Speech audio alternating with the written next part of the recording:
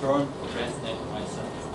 So this speech is trying to help myself and those of you who feel procrastinators to overcome this bad feeling. But first question to ladies. What do you think, what's the most popular day to start a diet? And question to the boys, what's the most popular day to quit smoking? Monday. What are your suggestions? 1st of January. Tomorrow. Okay. Tomorrow, yeah.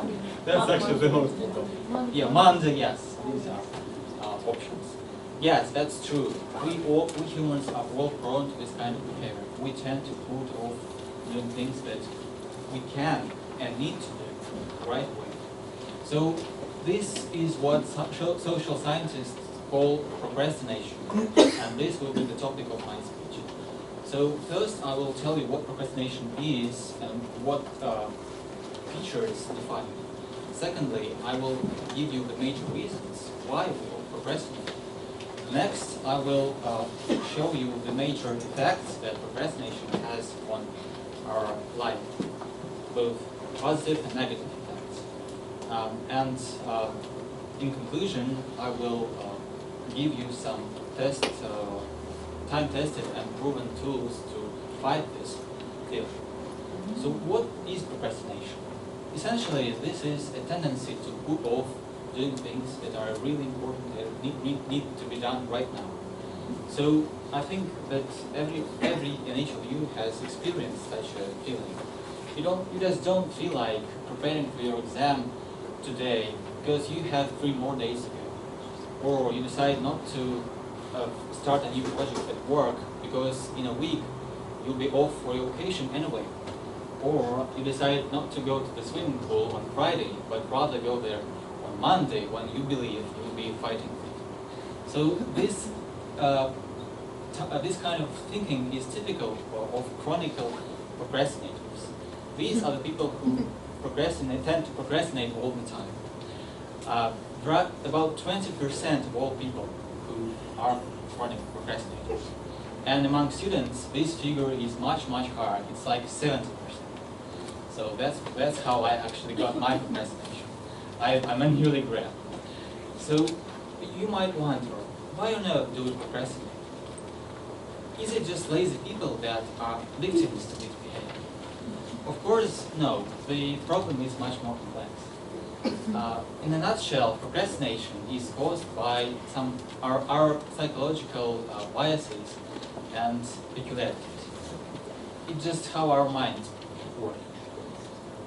There are a few major reasons why and in which situations we tend to procrastinate more. First of all, if a given task or project requires more detail or more steps to complete, then we're more likely to procrastinate. It's just quite easy. We don't want to get into this detail and do all these menial tasks. Secondly, if there is much choice, then we tend to opt for nothing. We opt none option. This is called choice overload. Next, if some tasks require you to finish it in more than one setting, not just right now, but a few days or more, then you will think that, okay, I'll do it sometime later. And one more thing, I think it's the most important reason, it's called planning fallacy. It's just we wildly overestimate time and effort it will take us to complete a given task. So if you ask a student, well, how much time will you need to complete your thesis? And they will tell you, okay, I'll do it in like a week or a few days, and it'll be okay. But in most situations, it just doesn't work.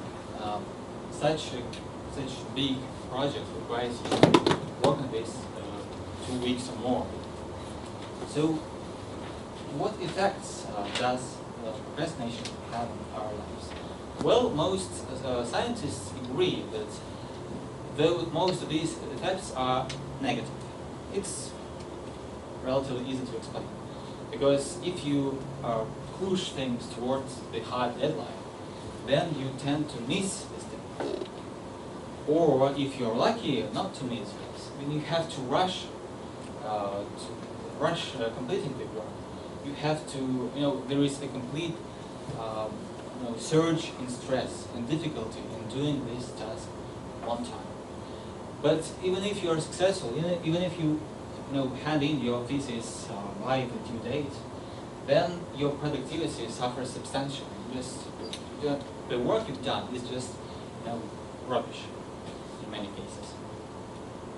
Well, yes, there are many chronic procrastinators who tell you that they work better under pressure.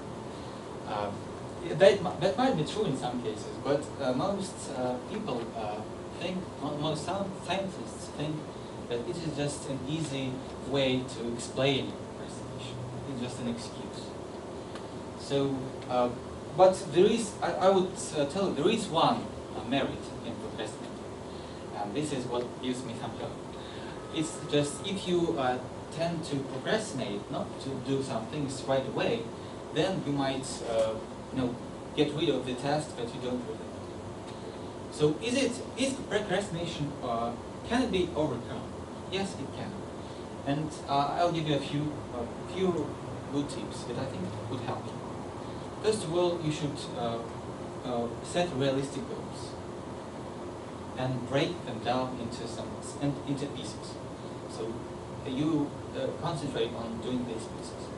Secondly, you should give yourself rewards, even or money rewards or non-money rewards. So, like, if you've prepared for your exam today, then you can safely watch Game of Thrones afterwards. So it's like a reward for your effort.